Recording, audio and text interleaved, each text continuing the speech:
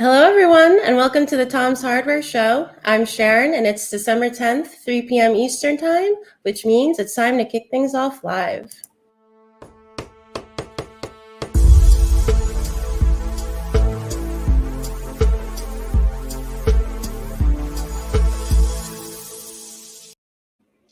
So I'm very excited for this week's show. We have a lot of fun things planned. And as always, we're taking questions from the viewers. So if you have any questions, please drop them into the chat on Facebook or YouTube, and we'll try to answer them on air. Joining us this week is Tom's Hardware Senior Editor, Jared Walton. What's going on, Sharon? Nothing. I haven't been testing Cyberpunk like a madman for the last week or whatever. Full sleep, full rested, I'm sure. Yes. So we'll 4 hours last night. Ooh, 4 whole hours. So Jared will be giving us a preview at all his performance testing that he's been doing in a little bit. But first, I'm very excited to welcome the CEO of Glorious, Shazim Mohammad. How are you? Hey, Sharon, Jared. Thanks for having me on. I'm doing well. Yeah, it's so great to have you. You know, a lot of people, I think, know Glorious for some of your striking peripherals, like your honeycomb style Model O and Model D mice. But this season, of course, Glorious announced its next project, the GMMK Pro keyboard. Can you tell us a little bit about it? Yeah, so, Glorious has been working on, we've had our mechanical keyboards, the GMMK, for many years now. And it's been always the entry-level enthusiast mechanical keyboard. The original GMMK always featured modular hot swappable switches, and it kind of allowed people that were interested in mechanical keyboards to kind of like switch in and out the switch that they wanted and really modify their experience. So, anyone that's involved in any kind of enthusiast community will know that at a certain point, there's like this upper tier of mechanical keyboards that is really within the group buys of everything. So the GMMK Pro that we're pushing out is kind of targeting that premium audience. It's allowing people that haven't been able to, it's basically this upper tier keyboard of, we were like, what is the most premium tier keyboard we can produce that gives you the most amazing typing experience that only has been experienced by the niche keyboard enthusiasts out there. And we've been trying to bring that basically into the consumer market. And hopefully with the GMK Pro, we'll be able to achieve that. He said niche. I like him. I said niche and niche, so I wanted to make sure I was being fair. I don't know if that's like, I always grew up saying niche, and then all of a sudden, like, as I got, I don't know, into my 30s and 40s, I started hearing niche everywhere. I was like, what? When did it become niche? Sharon, you're muted. Sorry. Potato patata. Is it like an East Coast, West Coast thing? Where are you from? I also grew up saying niche. Oh. And I'm from the East Coast, Okay. but it's like trending toward niche now. So Shazim, I know you don't have the keyboard on you, it's still in the works, but we do have some photos to give the folks watching us on video a taste. So let me just pull that up and we could check it out. So like you mentioned, you have another keyboard already, the GMMK, which is also hot swappable. Not a lot of gaming peripheral brands have keyboards like this. Why did Glorious decide to focus on hot swappable keyboards? So, if you go out and buy any keyboard on the market right now, the switches that you have in there are soldered in. Basically, they're unremovable. Your experience is basically what that keyboard offers you. And just switches in general, and at least in terms of mechanical keyboard, is an entire world. There are all sorts of types of switches. You've got, you obviously have your linear, you have your tactile, you have your clicky, but within each category, there's, how heavy do you want your switch? How light do you want it? What kind of bump do you want it? And, depending on which switch you get and what is your personal preference, you can have like a completely different keyboard and a completely tailored typing experience to you. When we're using the computer, like typing is a huge part of our day-to-day lives for a lot of people. It only makes sense to kind of, have an experience that's tailored to yourself. With the current keyboards on the market, you're locked to whatever switches that they offer you. And there's the community. There's so many different brands out there. They're always coming out with new and innovative switches. So our keyboard provides a platform for you to try out many different types of switches without having to essentially repurchase an entirely new keyboard to do so. And it's nice too, in the sense that you have this setup on your keyboard, let's say like brown switches, and this new amazing switch comes out. You have the option to easily upgrade your switches without having to necessarily go out and like buy a completely new keyboard in order to do something like that.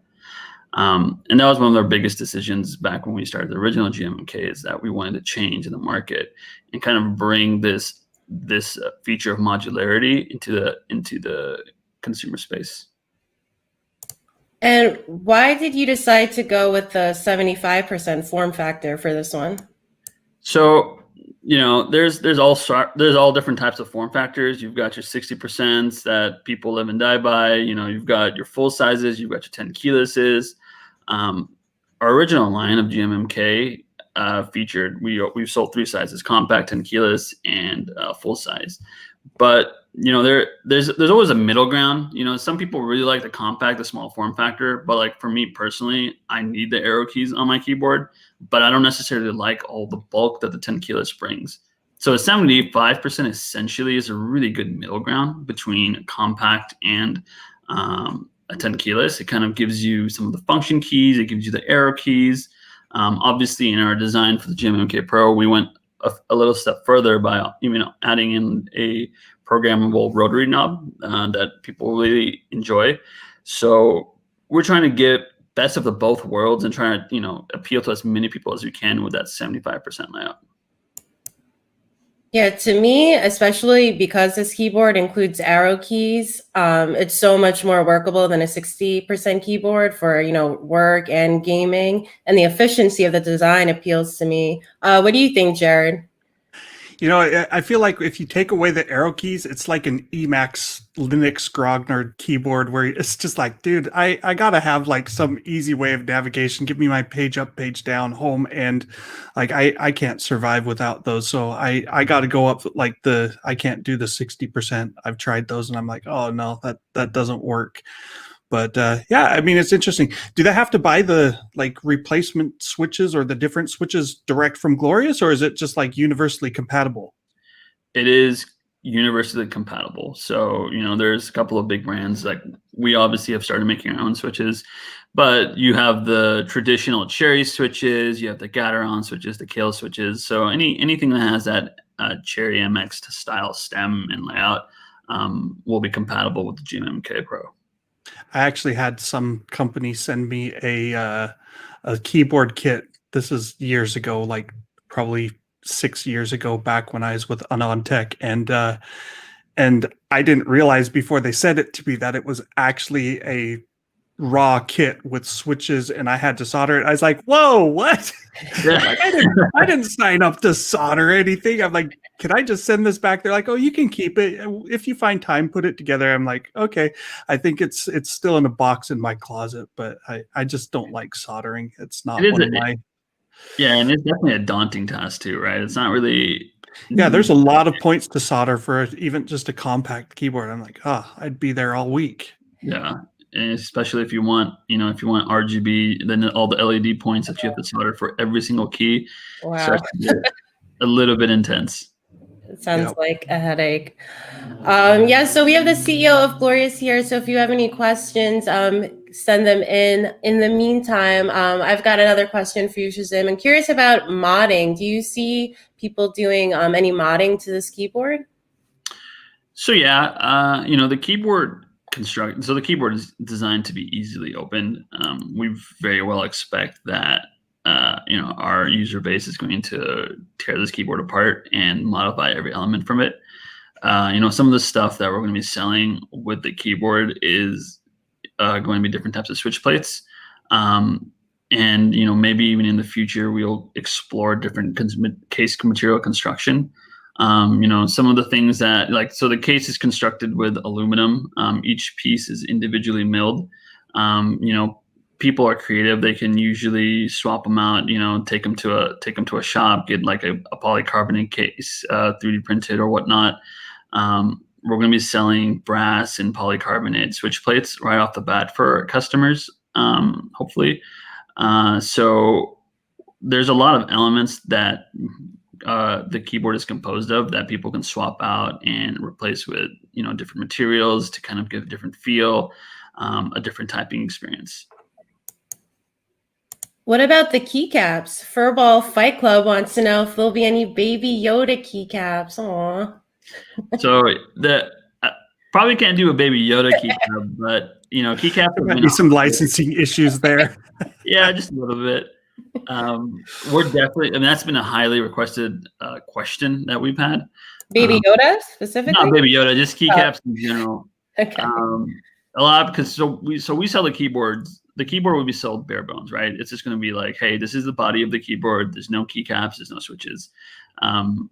And we let the users basically build their experience. So, obviously, the GMMK Pro sells for about $170. And, when you enter that kind of price range, the type of keycaps make a huge difference too. And if anyone that's in the keyboard market knows that, a custom set can range anywhere from like $100 to like $1,000 for like a super premium type set. We will be releasing our line of premium keycaps when the GMMK Pro officially goes live. So users will have the option to pick and choose from some of our designs, or they're always welcome to, go buy aftermarket from other vendors. Yeah, there are so many artisan keycaps I see like on a daily basis that makes me want to just spend my money on handcrafted glass keycaps. It's amazing. Some of them are very gold-plated. So I feel like this is, like you said, this is like a keyboard for enthusiasts. There's a lot of features there. Furball Fight Club asks a good question. What would you say is the most standout feature of the GMMK Pro? I would say that the biggest thing most people will notice is the construction. So, like I mentioned before, this keyboard is heavy. It weighs about, without any switches and keycaps installed, it's about 3 pounds. Most keyboards barely weigh a pound. So this is going to be like a huge chunk of metal literally sitting on your desk. So that's going to be the first thing people are going to notice. GMMK Pro, also the way we've constructed it, it's different than almost every keyboard on the market. We have something called gasket mounting set up for this keyboard, in which basically the way, like the TLDR version is that the PCB of the keyboard is basically suspended within the case. It doesn't touch any part of the metal case around the keyboard. And what this does is that it actually introduces a small amount of flexibility, and it actually alters your typing experience by kind of giving you this really nice cushiony sound, which really helps with the acoustics of the typing of your typing. Obviously, depending on which switch you pick. So that's going to be one of our biggest selling points that we're going in and pushing out into the market as this gasket mounted design on our keyboards. And then I just figured it out. GMMK is gasket mounted mechanical keyboard. Well, that worked. That's a good way.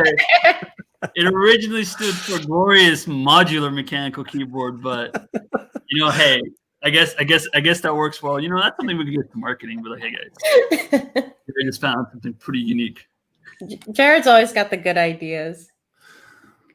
I actually had no idea what it stood for, so I was like, GMMK, could that be gasket? I was like, it probably isn't, but it sounded fun. So one of the things I noticed about this keyboard that I thought was interesting is Glorious is speccing it with a 6-degree typing angle. Now, I haven't seen the typing angle spec used a lot in other keyboards. Is that something that you find particularly important for shoppers, or in your own experience, knowing that typing angle degree? Sure. So, typically most keyboards have, like most entry-level keyboards, they would have like an adjustable feet, adjustable legs on the bottom of the keyboard that allow you to kind of alter the degree of how you want your keyboard to be.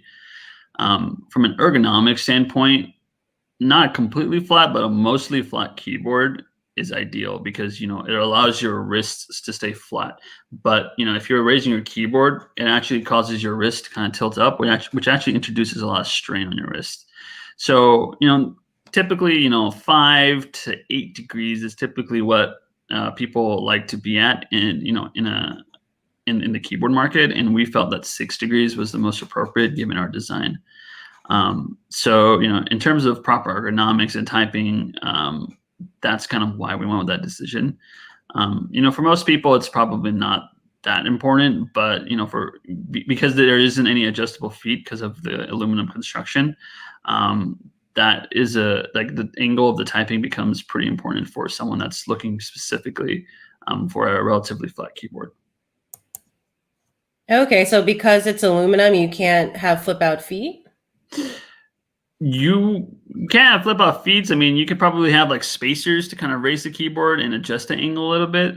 But most designs, most kind of like, because of the way we constructed it, every piece is individually milled. To simplify manufacturing, this was the easiest solution to work with. And we found that most people actually prefer to use it flat around 6 degrees. That was like the most common configuration, which is why we went with that. I've never liked keyboard like tilted feet things. I'm like they always just end up getting like either busted off or I never use them. So I'm with you there. Keep it flat. So a lot of people like to keep it flat, and then also inverse their space bars, which means basically they like to flip it and turn it upside down. So like your thumbs are hitting like the pointy end of the space bar. It's one of those things that once you try it, you're kind of like, wow, this is amazing. Yeah. So when can people expect to see this? When can people expect to be able to buy the GMMK Pro?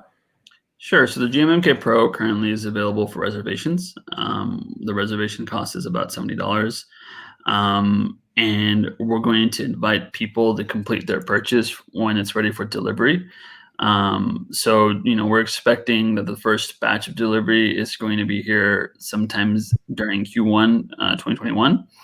And then the second wave is going to be coming in Q2 2021. So we're hoping to be fully caught up by Q2 2021. So anyone that wants to purchase one, we suggest that they come in and reserve. And of course, the reservation is fully cancelable, refundable until you complete your purchase. So you can put in a request to get this keyboard, and when it comes out, you will get it. Is that that's different than the products Jared's been looking at lately? Yes, a little bit. I do graphics cards. That's my forte, and gaming now. So I can't like hold up a copy of Cyberpunk to show people, but I mean, I guess I could have ordered the physical copy, but I did not. But yeah, I this past week. So last week we had the 3060 Ti, NVIDIA's now lowest, most affordable 30 series Ampere GPU, costs $400. It's sold out naturally. And then this week was the launch of AMD's Halo card, the RX 6900 XT, which, I mean, hold on a sec. I'll grab them. So many cards to go through. I've been, running Cyberpunk benchmarks, so they get all like piled up and whatnot. But here, let's turn off blur. So you can see these are your two cards, 6900 XT and 6800 XT. And without like finding the label, I couldn't actually tell you which is which. They weigh the same, they look the same, they even perform pretty darn near the same. They both have 16 gig of RAM, so it's 10% more shader cores is what you get with the 6900 XT, which if you at the top end of the ladder, it's incremental gains in performance for big jumps in prices. So, it's fine as such. But like if you look at NVIDIA, you've got the 3080 to 3090 and go, wow, they more than doubled the price. But I'm like, they did give you like 20% more shader cores and over twice the memory. So, there is that. But it's a fine card. It's also sold out. The rumors are, and we don't have inside knowledge, but the general consensus is that the 6900 XT is going to be even lower supply than the 6800 XT because it's a fully enabled Navi 21 chip. So, you got your silicon wafer and they stamp out, they mask all these CPU chips, GPU chips, and get them out. And then they have to bin them and test them and find which ones meet the criteria to be a 6900 XT, 6800 XT, or 6800. And the 6800 has 60 of the 80 compute units enabled. The 6800 XT has 72 enabled.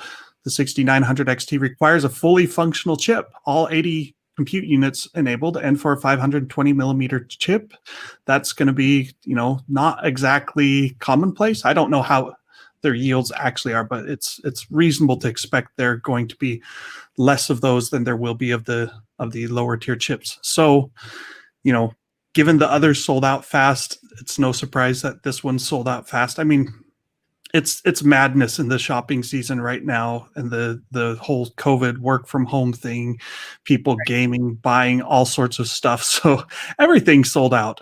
You can buy a previous gen graphics card for 20% more than it cost at launch. It's awesome.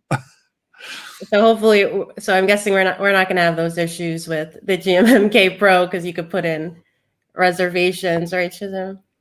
Yeah, so I mean that's kind of what we that's kind of our MO. We've always tried that. We always had this philosophy of anyone that wants one can get one, and this is kind of how we've structured our company and our product releases to make sure that we're able to get anyone that really wants a unit at the fair price of when it comes out.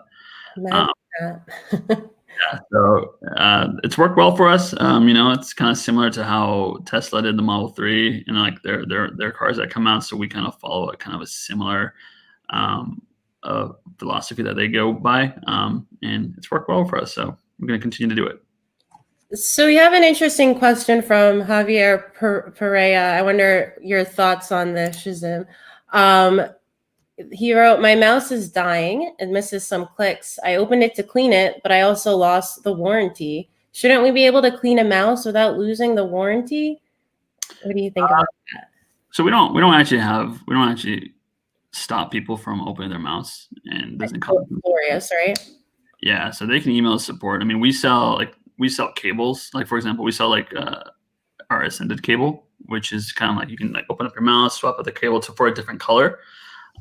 So we actually encourage people to open their mice and mod them and everything. So I'm assuming Javier is he talking about a Glorious mouse, or is he talking in general? I guess I'm thinking in general. Yeah. So it's interesting to hear that. So for a Glorious mouse, that wouldn't have broken the warranty if they opened it to clean it.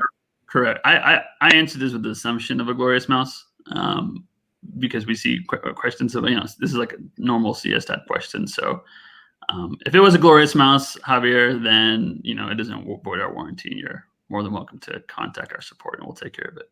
That's often a question we get with the honeycomb mice: is how do they get very dirty, and what's the best way to clean it? There is like this. I want to say a myth necessarily, but there is like this consensus that someone's like, "Oh man, this mouse has honeycombs and get dirty." Mm-hmm. Well, technically. If you don't clean, for example, your keyboard is a lot more filthy than your mouse. I promise you that. Mine is definitely. Yeah. I mean, people have this understanding. Our mice, and we obviously have the appropriate coatings and protection to prevent it from dust. But using a air canister or blowing them out, or just general maintenance of your components, just like you do take care of your PC, is pretty standard and should be done anyways. So. If you're just taking care of your stuff, it won't really break it. And I strongly don't think that having holes is going to be any more of an issue than not having holes. If you don't clean any of your stuff, it's gonna break at some point. For those curious, that mouse Javier was talking about is from HyperX, and now they're very happy to know that Glorious thinks about this. So cool stuff.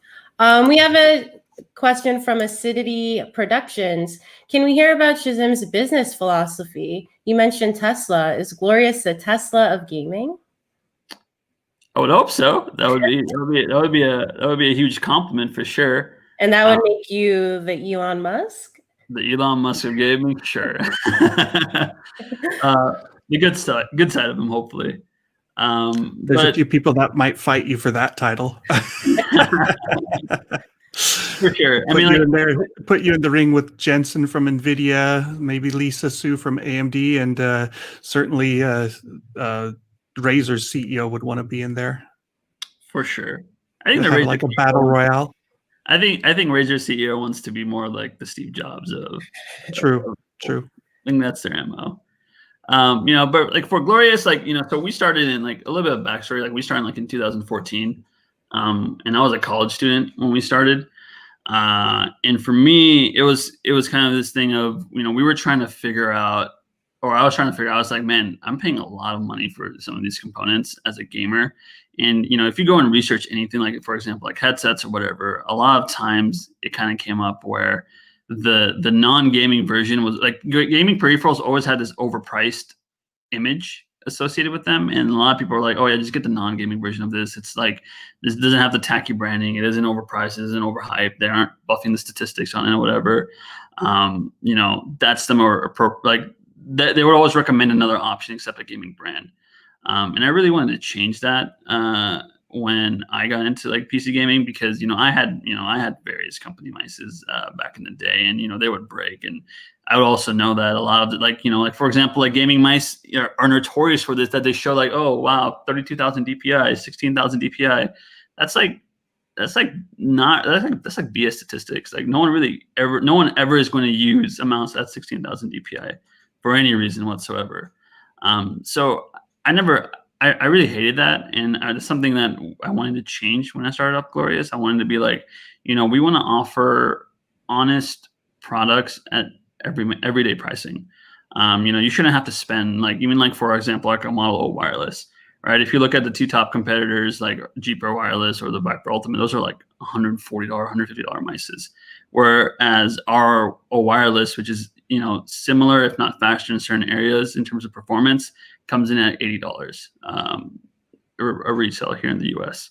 So, we really want to, like, we've been doing this for many years now in various industries, and it's definitely shaken up. And I think it's gotten us a lot of attention, which means that we're probably doing something right. So I always see ourselves as kind of like a disruptor in whatever industry that we're in. And, we're really trying to push the boundaries. And at the end of the day, it's good for consumers, because competition is what, whenever there's competition, the consumer ultimately wins. For sure. And we have, in terms of perhaps upping your competition or your competitiveness, a suggestion from Alexander Sharing. You guys should make a mouse with a thumb-controlled gamepad joystick on it. You could play Cyberpunk one-handed and drink coffee with the other. What do you think about that? Any room for something like that for Glorious? For sure. I think that's awesome. I mean, we're always open to suggestions. Like a lot of our, we're really active on Reddit. So, a lot of our products we actually build almost through the community and with community feedback. So, requests like this we see all the time, and we really take that into account when we're designing our products. Okay, so there's hope. There is. Okay, so I know we're getting close to the end of our time with you, but I've got to ask you something that we ask a lot of the guests who stop by. What's your favorite type of mechanical switch? So my favorite, I mean, I want to be biased, but it's the switch that we just came out with earlier this year, which is our Glorious Panda. And the Glorious Panda is basically this super tactile, like a smooth, super tactile switch with a beautiful sound profile. It's actually based off of the very popular Holy Panda. There's like this entire rich history behind it that that is basically a Frankenstein switch that was kind of created from the community. Mm-hmm. And this year we were able to get some of the original toolings and able to mass produce it and bring it out to the market for everyone to enjoy. So that would be my favorite switch. Awesome. And so that's not in any keyboard, is that correct? Would you buy it separately? Correct. So we actually sell the Glorious Panda standalone on our website. Well, Alexander thinks Glorious Panda is a good, strong name for a keyboard switch. So kudos to the Panda or whoever named those. So I think I got through our questions for you, Shazim. So I just want to thank you so much for stopping by and giving us an inside look at the upcoming GMMK Pro. Definitely head to Gloria's website if you want to learn more and if you want to put in any reservations. Do you have any last words for us before you go, Shazim? No, I just thank you guys for having us on the show. I really appreciate it. Awesome. Well, thanks so much. And we'll see you around, I guess. Thank you guys. You guys have a good See show. ya. Thanks. That was fun, huh, Jared? Yeah. Well, now we That can last- get it. Yeah. I said that last guy asking about Cyberpunk controllers. I mean that's the perfect segue, right? Yeah, let's do it, Jared. I've been having so much fun watching you put Cyberpunk through its paces. You're doing it a little bit different than normal, so. Well, it's funny. Last week, the press got early access to the build, and the agreement said it said like reviews and videos reviews and pictures are embargoed until December 7th. Videos and live streaming is embargoed until December 9th. And then elsewhere it said like, this is a preview build. It's got de novo and it's not intended for benchmarking. And I actually emailed back and I said, well, I want to benchmark still. I want to provide a preview. Can I do that? And like, it was never made fully clear whether that was a yes or no. So we just went with it. And everyone was like, oh, you can't test the preview version. It's going to perform so much better with the final release. I'm like, when has that ever happened, Sharon? Like, when has a game in 2 weeks gone from really sluggish to, oh my gosh, they fixed everything? Right. It's like, you get bugs. You know, Red Dead Redemption 2 launched on, what's it called? I guess it launched on their store on the Rockstar platform. And it had some serious bugginess or poor performance on anything with less than an 8-thread CPU because they kind of coded it for consoles, I guess, and assumed they had 8 threads to throw around. So even if you had a 6-core 6-thread CPU, which normally is as fast or faster than a 4-core 8-thread CPU, it ran poorly unless you did some workaround. So you can get bugs that fix things, but when you've got general performance on a high-end system that's low, I'm like, I don't think it's really going to improve that much. And here we are with the release code, and it's not much faster. I think I've seen improvements of up to 5% versus the pre-release code. So, you know, that's new drivers, new code, and all that stuff, and you know that's fine. I don't know, people who expect all games to forever run at 4K 60 maxed out settings, like they haven't been around hardware long enough, I guess. Because I mean, like when The Witcher 3 launched, did you play that at launch? No, but I watched enough people playing and struggling with it to say that I kind of did. And that was one where I think the best card at launch was a GTX 980. And I think at 4K, it got like 33 frames per second.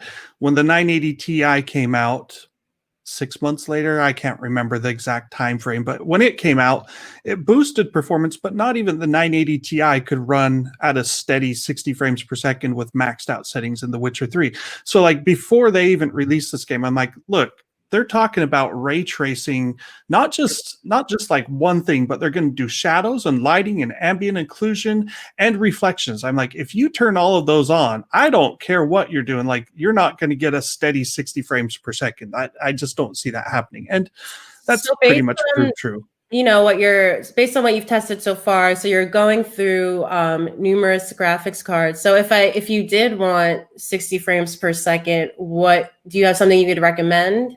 Oh yeah, so you've got lots of options. So DLSS, NVIDIA's Deep Learning Super Sampling, that works with or without ray tracing. So if you've got a 3080 or 3090 and you want to run 4K maxed out settings, you're not going to get 60 frames per second unless you can do it if you turn the DLSS to ultra performance mode, which is 9x upscaling. And I got to be honest, like, it's pretty freaking amazing that you can do 9x upscaling and still have it look even okay. There's definitely some blurriness and artifacts, but you're upscaling 720p to 4K, and the results are okay. And then you might get 60 frames per second on a top tier NVIDIA GPU. Otherwise, I'm like, well, a 3080, if you run ray tracing ultra preset, but then turn down volumetric fog resolution and turn down the screen space reflections, because they're not like absolutely necessary. I'd need to double check and see what the final performance looks like. But in some cards, that boosts performance between those two by like 20 to 30%. So you might get there. Like, just be willing to play with the settings a little bit. DLSS performance mode is probably what you're going to need at 4K. If you drop down to 1440p, you can back off and go to like DLSS quality or DLSS balanced mode. And I want to say like the 3070 and above got 60 frames per second with ray tracing ultra. So, you know, maxed out settings 1440p, and you can get 60 frames per second. Those are top of the line GPUs. 2080 Ti is pretty much right there with the 3070. So, you know, it's possible, but like, keep your expectations in check. AMD's hardware, it's funny because like, if you turn off ray tracing, well, AMD doesn't, it supports ray tracing in theory, but the game drivers, whatever, it doesn't allow you to enable ray tracing on AMD's RX 6000 GPUs right now. So you can only test with your standard rasterization modes. And in rasterization, AMD's new GPUs are quite potent. They're right up there with the GTX 3080 and RTX 3080, 3090.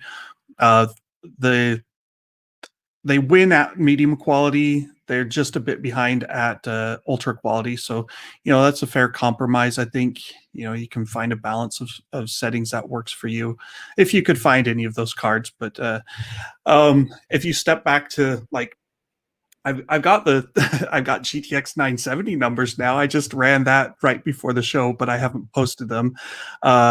720p on a GTX 970 is what I would be looking at with 1080p. No, not 1080p. 720p at medium quality got like 44 frames per second on a 970. That's kind of like your minimum CPU recommendation or GPU recommendation. I think they said a GTX 780.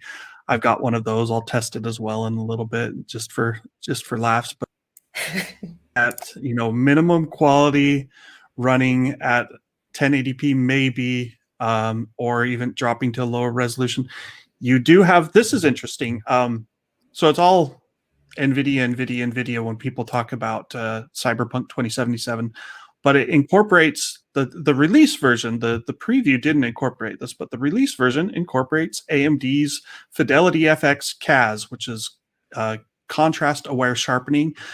And it uses that for upscaling. In the comments. Yeah, it uses it for upscaling as well. So you can turn on CAS and not upscale. You can turn on CAS and do anywhere from 50% rendering to 100% rendering.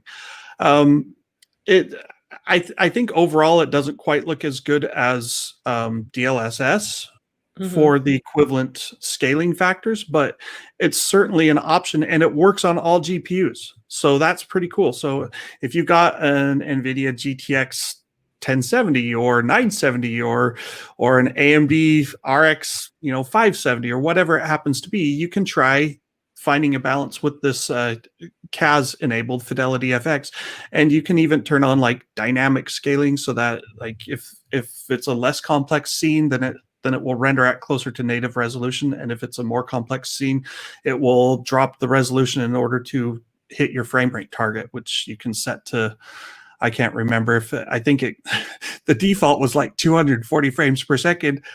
The game is CPU limited from what I can tell on a 9900K to around 110 frames per second tops. So setting a 240 frames per second target means that whatever you set the minimum or the minimum rendered resolution will be what it runs at. So I did that on one GPU, and it's like, yeah, it ran at 960? No, what's half of 1920? So yeah, 960 by 540. It rendered at that and used it to upscale to 1080p and got like 95 frames per second on some, relatively slower GPU. Like I can't remember if it was a 1060 or what, but it ran fast, but it looked pretty awful. So let me ask you something, because I checked out your benchmarks, and if you haven't already, definitely go to our homepage right now. You'll find the benchmarks Jared's been running with the individual cards, which he is still updating, as he just mentioned. But Yeah, I put out a survey like for people to vote on what card to test next, right? And so I've tested like the top 15 or so responses. So what was we're the most now popular? What was the most requested? I can actually pull that up here. The most popular right now is give Drum me a sec roll. while I got to refresh. So 661 people have responded. And of course, some of those are going to go, hey, he's tested this card, so I don't need to vote for it. So like 3080 was tested early on, and it has like just a few votes. But the most popular vote right now is the 1080 Ti, followed by the 1070. So that was 40 votes, 37 votes. 2070 Super, the 588 gigabyte came in fourth. That was the highest voted AMD card. And then it's like all GeForce down to the 5700 XT got 21 votes, but lots of older hardware actually. There's a few votes for like a 3070 and the 30 series, but lots of like 10 series Nvidia cards are in the top spots. So I actually tested those earlier than I normally would, because it's like a lot of times you test the latest and greatest and then you switch over to the Right. older generation. But So I wanted to ask you, looking at what you have so far, it looks like at 1080p and 1440p, AMD's new cards, the 6000 series cards were taking the top spots. But when it came to 4K, NVIDIA's Ampere cards took the top spots. Why is that? so I think it mostly comes back to the Infinity cache. So the Infinity cache is 128 megabyte L3 cache, and that's big enough to hold the frame buffer and your Z buffer and all of these buffers that your graphics cards work with when they're rendering. I want to say like at 4K, the frame buffer is I might be off, but I can't remember if it's 8 megabytes or 32 megabytes or whatever it is. But it uses a fair amount of data. And so the Infinity cache can, instead of writing to your GDDR6, it's going to the cache, and that's a lot faster. And they've got like 2 terabytes per second of bandwidth between the GPU and the Infinity cache.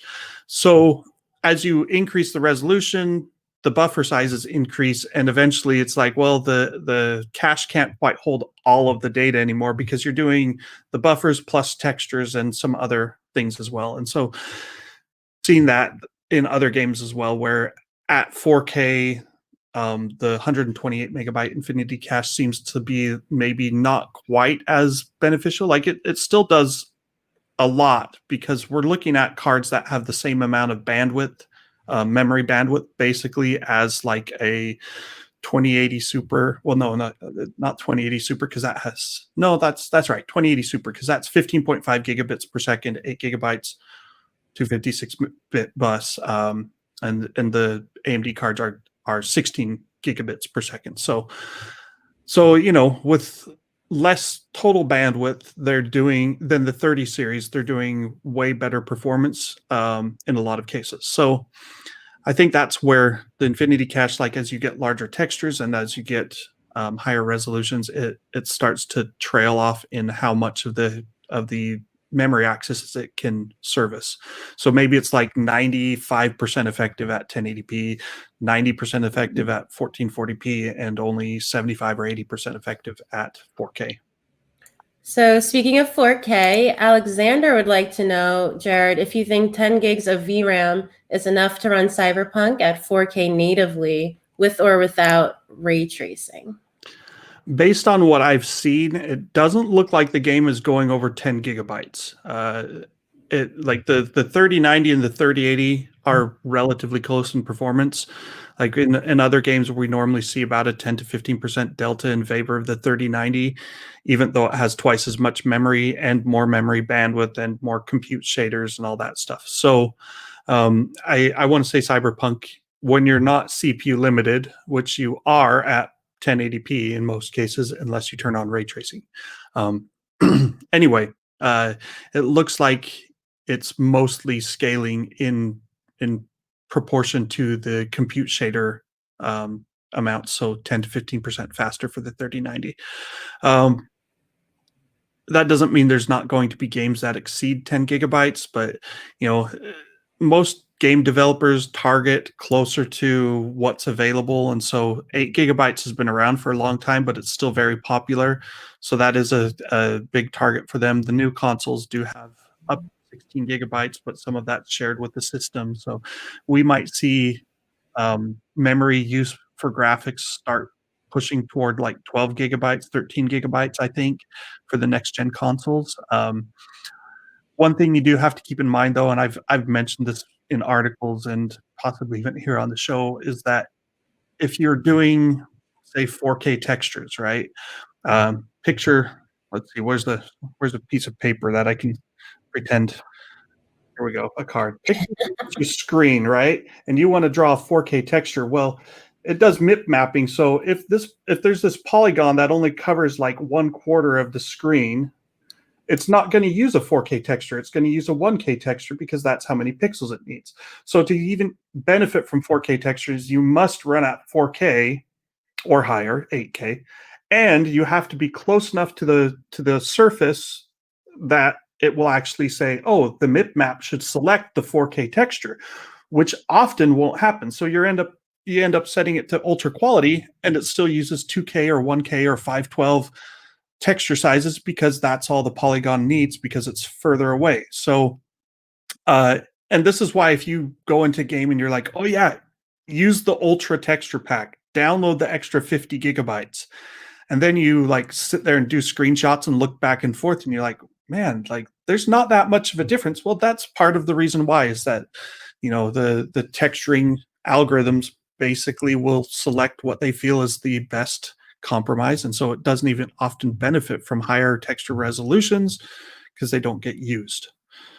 And they do help a bit, but it's like I think it feels like often more of a placebo. Like you're going, oh, I got to get the maximum quality. I'm like, yeah, maybe you don't. Especially in motion, like if you're running around Night City, instead of stopping to like try and focus, hey, is the image quality better or worse? Like I don't think I would watch someone playing the game and be like, oh, I can tell they're using ultra textures. And actually the game has low, medium, and high textures. There is no ultra texture option. So Well, if you wouldn't notice it, I doubt anyone really would. it's one of those things, like people get very hung up on like there's this setting that's above what I'm currently running, and I want to use that because it's there, kind of thing. Like that was what Crysis started back in 2007. Can it run Crysis? Well, lots of PCs could run Crysis. They just couldn't run it at the extreme or very high preset and still get good performance, especially at higher resolutions. And it's like, well, do you need those settings? And that's kind of the age-old question. If you ask me, like ray tracing in Cyberpunk definitely looks better. The shadows is a good example that as you wander through the city without ray tracing, you'll see certain things where like there's the distance transition where all of a sudden you'll see the shadow fade in. It's even worse out in the Badlands, but ray tracing doesn't really fix that because ray tracing has a cutoff limit too. But I notice a lot more like there's a bouncer guy sitting up against a wall, and when you're say 50 feet away, he looks like he has this massive shadow behind him because of ambient occlusion algorithms. And then you get closer and the shadow fades out all of a sudden. You're like, whoa, that looked weird. Ray tracing kind of avoids that. So that's one thing. Mirrored surfaces or reflective surfaces. You walk next to a car, the ray tracing reflections look great.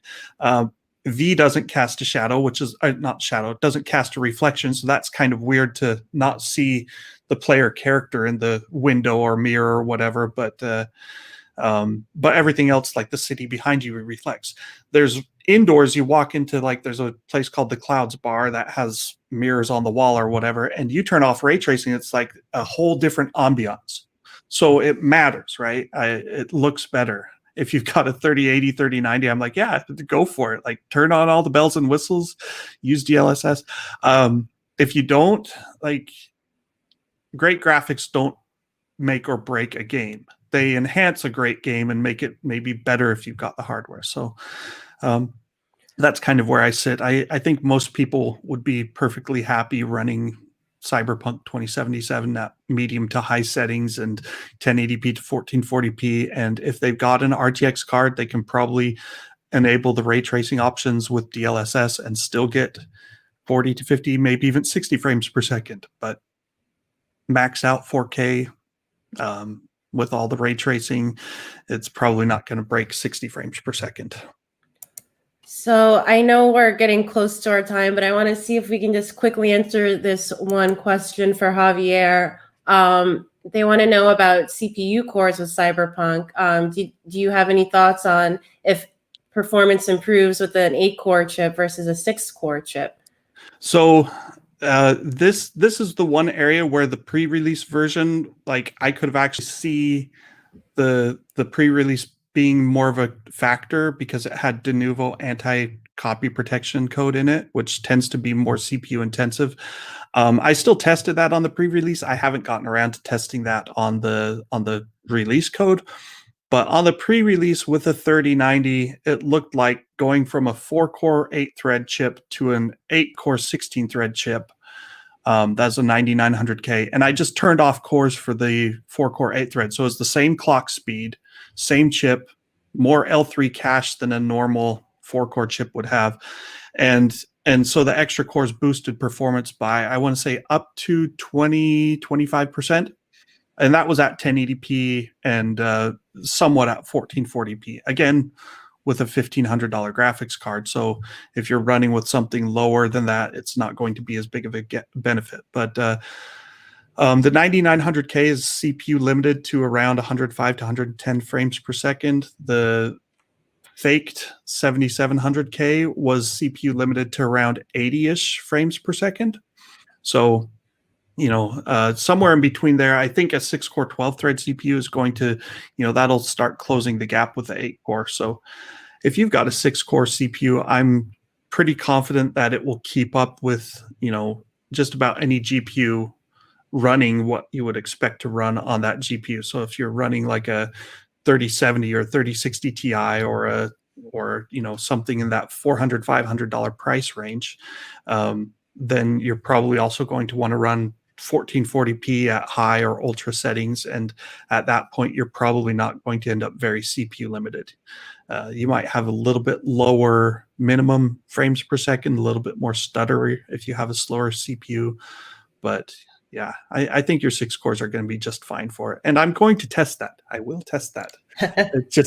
It takes time. It's like there's only one Jared. Yeah, there is. I was laughing with the team. We were talking yesterday, and I said, hey, like, can someone just fly out to my house and I can show them the benchmarks and they can share cards and we can like double up on the testing? Which, you know, if we lived in the same neck of the woods, that would have been a lot easier. But I'm in Washington, Sharon's over in New York, Paul's in Kansas City. You know, we're spread out. Yeah, well, thank goodness we have at least one Jared.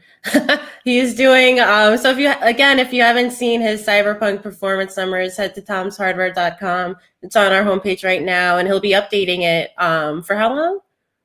I don't know. So I till 2077. Yeah, till 2077 for the rest of my life. I mean, my plan is long term. And this is the part that sucks, is long term, I want to use Cyberpunk 2077 as one of our graphics card benchmarks for future GPU reviews. The problem is not pre-release, but launch code is not the same level of performance we're going to see in 3 months, because there will be patches and driver updates. So at some point then I need to retest cards and you know, basically that's a never-ending hamster wheel. I'll just stay on that treadmill and keep on benchmarking and retesting. But I should be done with all the GPU tests that I plan on running today, and then I'm going to start looking at like a few CPU tests, and also like I want to check and see what system memory does. So I've got 32 gig by default. I want to flip in a 16 gig kit, and I've even got an 8 gig kit, but it's like DDR4 2066 instead of 3200 or 3600. So we'll see how that goes, but I'm sure 8 gigabytes will be a bit of a problem at the higher settings. I don't know, maybe not with a 24 gigabyte card. It might not matter. Hey, there's a question. I should put up a poll on that one with the survey. What GPU should I use for CPU testing? Like, do I use the fastest, the 3090, or do I say, look, no one's buying the $1,500. Let's step down to the $800 3080 because that's kind of the more sensible alternative. Yeah, well, I guess we'll stay tuned for that. And hey, if you have any thoughts, definitely bother Jared. That's what I'm saying. Like, fire off. Send it in the other comment. I'll read them. Yeah, you could put them in the chat, put them in his article. Jared is all ears. So we do have one more guest to welcome. Actually, make that two guests. They are daughter and mother, Daisy and Jennifer Hampton from the charity Including You. So let's bring them on. Hi, Daisy and Jennifer. Hi, thank you so much for having us. Hi, thank you. Thank you for everything that you guys are doing to raise awareness of Including You.